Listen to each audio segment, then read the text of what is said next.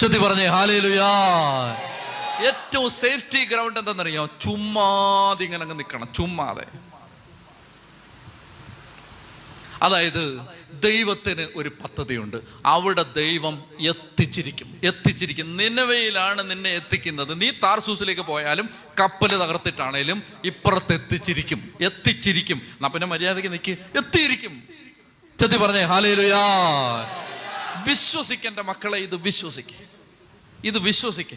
നാഴിക്ക് 40 വട്ടം ഓരോ വഴിക്ക് ഓടാതെ, കണിയന്റെ പുറകെ പോവാതെ വിശ്വസിക്കും. നീ രക്ഷപ്പെട്ടിരിക്കും.